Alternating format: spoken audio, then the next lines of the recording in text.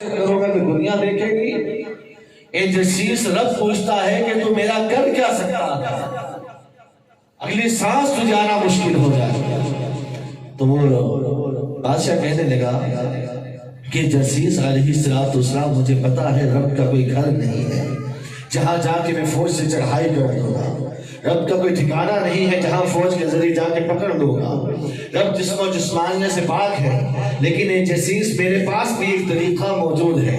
حضرت جسیس نے پوچھا بادشاہ بتا تیرے پاس کیا طریقہ ہے؟ اور بادشاہ کہنے لگا جسیس جو رب کے دوست ہوتے ہیں، جو رب کے دوست ہوتے ہیں، میں اللہ کے ولیوں کو، اللہ کے دوستوں کو پکڑوں گا، گرفتار کروں گا اور انہیں اذیت پہنچاؤں گا، تکلیف پہنچاؤں گا. دوست کو جب دکھ ہوتا ہے تو پھر دوست کو بھی اذیت ہوتی ہے. اے جسیس میں ولیوں کو پکڑ کے ماروں گا، اس سے رب کو اذیت ہوگی، رب کو تکلیف ہوگی. حضرت جسیس اپنے گھر گئے، رات ہوئی، رب کی بارگاہ میں حاضر ہوئے.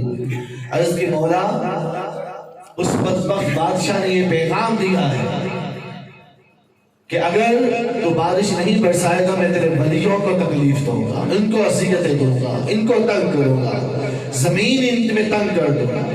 اب مجھے بتائیں میرا رب چاہتا تو زمین جرسید اس بادشاہ کے اوپر تنگ ہو جاتی.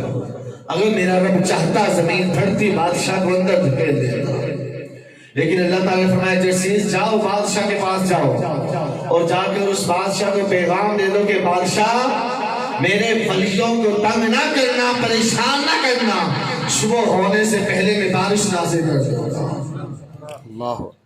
اب جب جرسیس نے، حضرت جرسیس نے جب یہ پیغام بادشاہ کو جا کر دیا تو بادشاہ نے اپنی قوم کو بلایا اور قوم کو بلا کر کہنے لگا میری قوم صبح ہونے سے پہلے تم پر بارش آ جائے. اب قوم بڑی راضی ہوئی، گھروں کو گئی. جب صبح ہوئی تو اللہ تبارک و تعالیٰ نے صبح سے پہلے ہی بارش نازل فرما دی. اب جیسے ہی وہ بادشاہ اپنا شاہی لباس پہن کر اپنی رعایا میں گیا، قوم میں گیا، شہر بستیوں میں گیا تو لوگوں نے اسے سجدے کرنا شروع کر دیے کہ واقعتاً تو خدا ہے کہ تو نے آسمان کو حکم دیا، آسمان نے بارش برسانا شروع کر دی. واقعتاً تو خدا ہے کہ تیرا تصرف، تیری قدرت آسمان بھی قبول کرتا ہے، زمین بھی قبول کرتی ہے. ساری رعایا قوم سجدے میں گر گئی. بادشاہ بڑے تکبر کے ساتھ اس کے درمیان سے چلتا جا رہا تھا. اچانک اسے خیال آیا تو وہ حضرت جرسیس کے دربار پہ پہنچ گیا. جا کے دستک دی.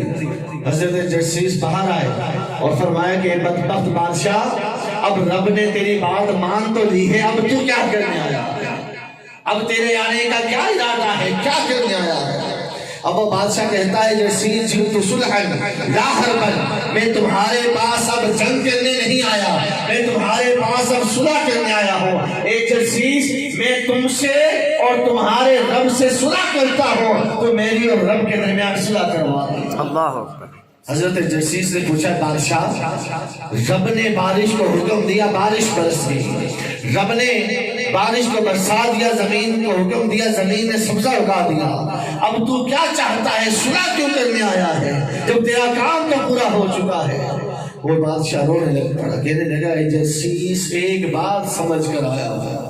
توجہ رکھیے گا جرسیس، ایک بات ذہن میں آئی، اس ذہن میں بات آنے کی بنا پر میں اپنی قوم سے اٹھ کر تمہارے در پہ آ گیا ہوں.